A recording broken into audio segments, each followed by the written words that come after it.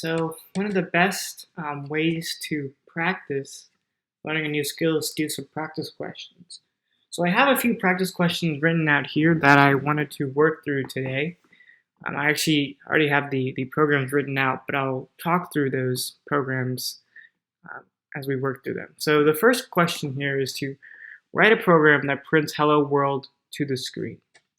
I'm going to go ahead and open my Py file that I've written and look at this program. As you notice, the only thing that we really need to do is print "Hello World" to the screen. And so we have our print function here, and then within these, within the function itself, we have a bunch of, we have this "Hello World" written out in quotations. And the quotations are really important in telling Python that we want to print this exactly out to the screen with no modifications. We want to print this out word for word. So the next one that we're going to work on today is going to be writing a program that asks the users to input their name, age, and favorite food. And so we can go ahead and write a program. So we ask that so there's multiple ways to do this, right? We can do it like this, where we have a print statement, and then we have input, or we can also do it where we just have input, and then we put in our prompt. And so my reason for asking you to do this program was so that you understand how to do both ways, understand that print is output, and that we're writing stuff out to the screen, and that input is input, and we're getting stuff into the screen. But input has a kind of a nifty additional function where it can prompt the user for some information before it takes information back into the screen. And so this is a example solution for that problem. You notice you could just do print input or input with the prompt.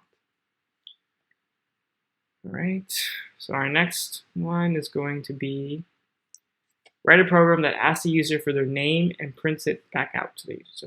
So here we go, we do this in one line.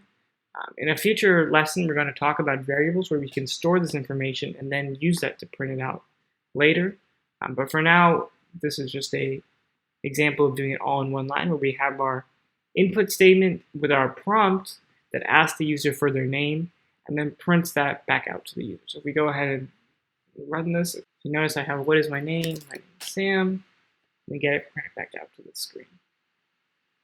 All right, so now our next one is going to read some information from input.txt and display information back out to the user. So for this one, I actually didn't create one, so we'll actually work through this one together.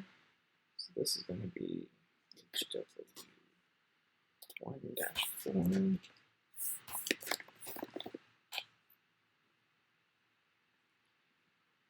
So I have the input.txt file.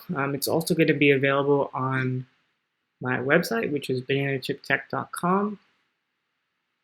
And so you'll be able to access it there. I'll put the link in the description below.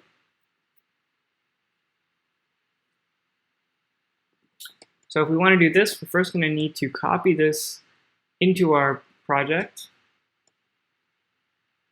And so now that we have it copied into our project, we can see that we have our text here. We're going to delete all this sample code. And so the first thing we're going to do is we're going to open a file.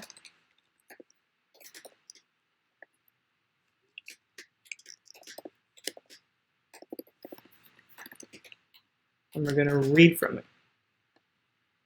Now the next thing we're going to open it at telling it that we're going to read from it.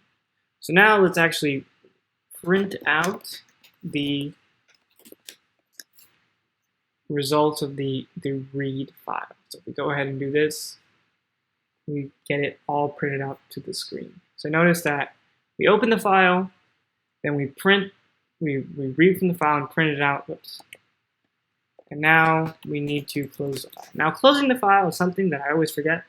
So just remember to close your file. Otherwise, you'll have memory leaks and your program will end up crashing if you have it running for a long period of time.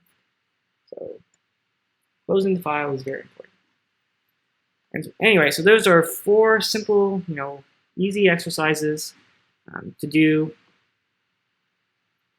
I recommend that you just play around with this, write some more of your own programs, test it out, and I'll see you next time for our variables tutorial.